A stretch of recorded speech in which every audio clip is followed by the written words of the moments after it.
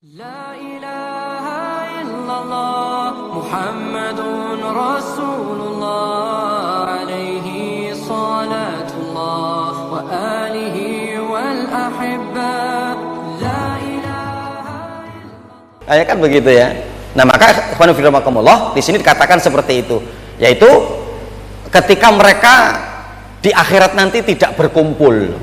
Ya, karena ada yang mereka di neraka, ada juga yang di surga, atau mereka bersama di dalam neraka tapi mereka tidak dikumpulkan.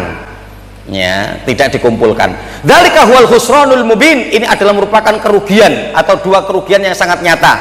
Ya, ai hada huwal ya khusaru al-bayyin ad-dhahir al-wadih. Ini adalah merupakan kerugian yang sangat jelas, nampak gitu ya. Nah, ini disampaikan oleh Imam Ibnu Katsir. Jadi artinya apa? Ya, Imam Ibnu Katsir menjelaskan orang yang akan merugi, keluarga yang akan merugi itu adalah ketika rugi nanti di akhirat. Tidak dimasukkan ke dalam surga, yang artinya sebaliknya ketika mereka berada di dalam neraka. Ya, Imam As-Sa'di menafsirkan, "Qul innal khosirin haqiqatuhum alladzina khosiru anfusahum haitsu haramu hatsawab wastahaqqat bisababihim wa khayyimul iqab." Ya, sama. Ini juga tentang apa? Kondisi nanti ketika di akhirat. Ya, qul innal khosirin, sesungguhnya orang-orang yang akan merugi, haqiqatuhum, yaitu hakikat mereka, apa-apa yang akan betul-betul terjadi nyata dalam apa yang akan mereka temui, alladzina khosiru anfusahum, yang diri mereka itu adalah dalam kondisi merugi. Ya, apa yang dimaksudkan di sini? Haitsu haramu hatsawab. Di mana apa? Diharamkan pada diri mereka, terhalangi pada diri mereka apa? Amal kebaikan, yang sehingga mereka tidak mendapatkan amal soleh, tidak mendapatkan pahala. Gitu ya. Jadi yang terisi baik pada diri pribadinya dan keluarganya itu amaliyah yang selalu bukan dalam ketaatan kepada Allah. Itu ya. Ya. Haitsu haramu hatsawab. Ya, dihalangi, ya, diharamkan untuk mereka atsawab, balasan kebaikan. Ya, bagaimana mereka akan mendapatkan balasan kebaikan? Karena dalam kehidupannya tidak melakukan kebaikan. Itu loh. Ya, mungkin kegiatannya terus-menerus, kesibukan dengan kesibukan dunia, ya, mengurus menyekolahkan anaknya, mungkin pun menyekolahkannya hanya sekedar pada ilmu-ilmu kecerdasan pikir, pandaikan matematikanya, pandaikan kimianya, pandaikan bahasanya, ya, pandaikan biologinya dan sebagainya, tapi nggak ngerti tentang din. Ya'lamuna dzahira minal hayati dunya wa hum 'anil akhirati hum ghafilun. Ya, dalam surat Ar-Rum Allah mengatakan begitu, penggambaran kebanyakan dan mayoritas manusia yaitu apa? Mereka adalah orang-orang kalau untuk perkara duniawi ngerti bener, tapi apa? Tentang urusan akhirat mereka lalai. Memang kemudian sekolahnya tinggi, kuliahnya tinggi sampai profesor doktor, gitu kan? Tapi nggak bisa baca Quran, gitu kan? Tapi nggak ngerti bagaimana sholat yang benar, nggak ngerti bagaimana cara wudhu yang benar, bagaimana toharoh, bagaimana mandi wajib yang benar, itu nggak ngerti, gitu ya? Kemudian bagaimana untuk menjadi seorang muslim, ya, untuk menjadi hamba Allah, ya, yang padahal apa? Tidak jarang berimbas menimbulkan kekerdilan dalam rohaninya, yang sehingga apa? Sangat rapuh. Belum lama ini ada dokter perempuan kan bunuh diri, ya, dia lagi ngambil spesialisasi loh, dokter ya, spesialisasi itu kan sudah lulus di S1 kedokteran ya, baru kemudian mau ngambil spesialisasi, yang dalam bayangan kita seorang dokter itu yo EQ-nya di atas rata-rata, maksudnya ya orang-orang yang pinter gitu loh. Tapi ketika mendapatkan bullying di universitasnya dari teman-temannya, akhirnya kemudian bunuh diri. Itu. Yang ternyata kemudian bapaknya nggak menerima kondisi ini, stres, bapaknya juga meninggal akhirnya. Masya Allah. Itu loh. Ya. Nah, jadi ketika umat ini semakin banyak mereka akan meninggalkan din, meninggalkan Islam, semakin rapuh hati mereka pasti. Nah, maka ini apa? Jangan sampai menimpa generasi-generasi kita. Hari ini anak SD bunuh diri, anak SMP yang belum lama apa namanya dia nunggu kereta gitu ya, bawa motor dia, tasnya ditinggal di stasiun, gitu loh. Ternyata ketika ada kereta lewat, lari dia, brek, bunuh diri. Masya Allah. Ya, nah pentingnya ya bahwa tadi ya kita untuk membekali anak kita itu bukan hanya kecerdasan berpikir, tapi kecerdasan hati, hubungan dia dengan Allah.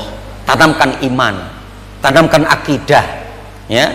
Nah ini, ya, jadi alhamdulillah hari ini pesantren-pesantren banyak, rumah-rumah Quran yang mungkin juga akan mengajarkan tentang akidah Islamiyah yang benar itu juga banyak, insya Allah nantinya seperti itu ya.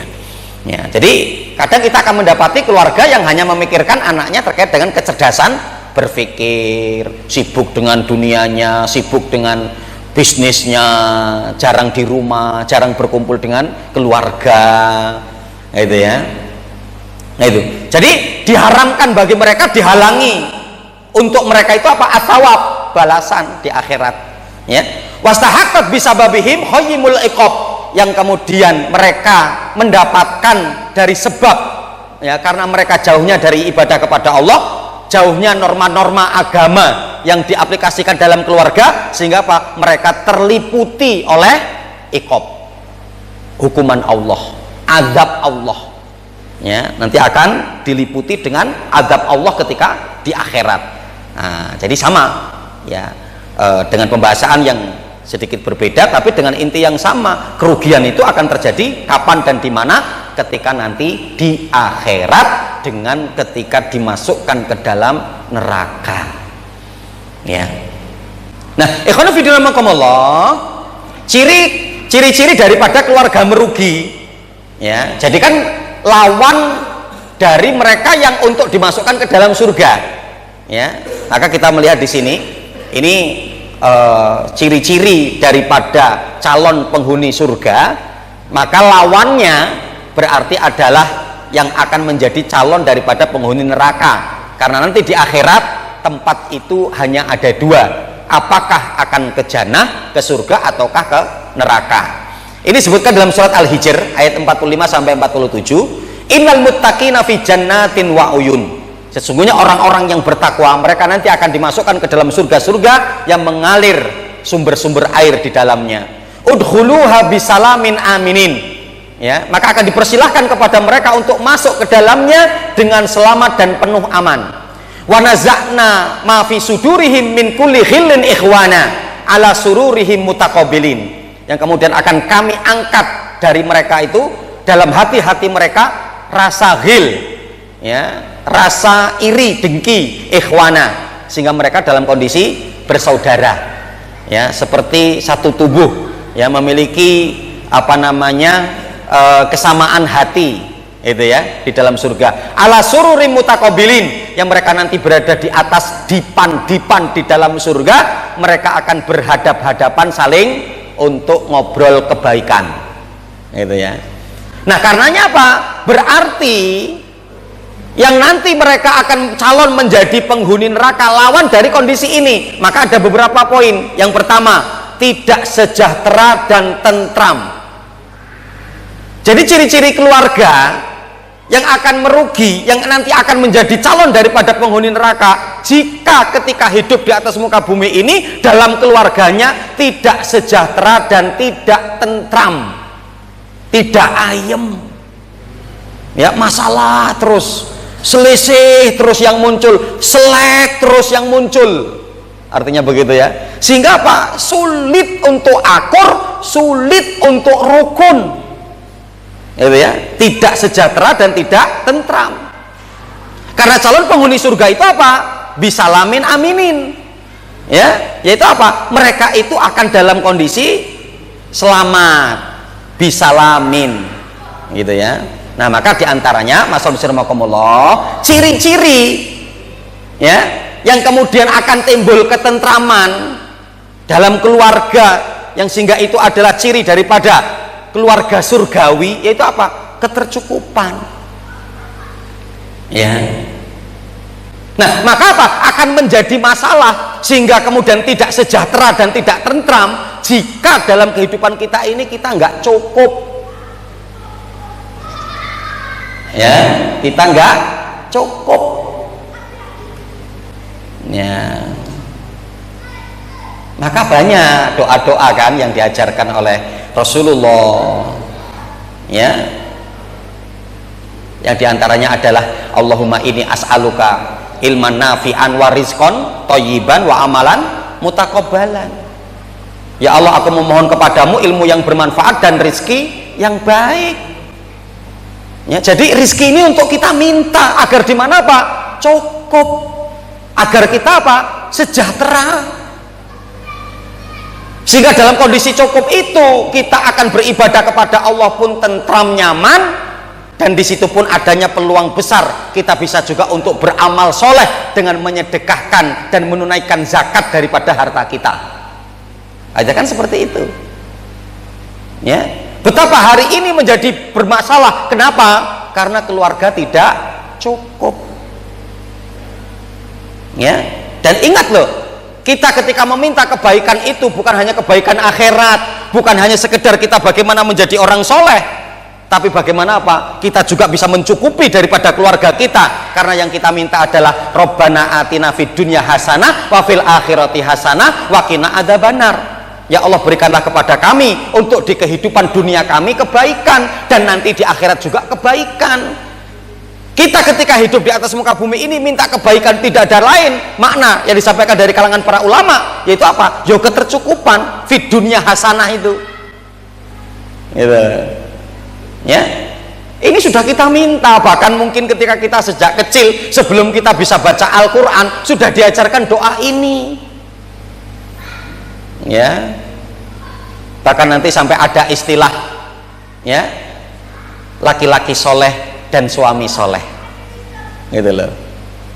Ya, jadi belum tentu ketika adanya laki-laki soleh dan dia menjadi suami yang soleh.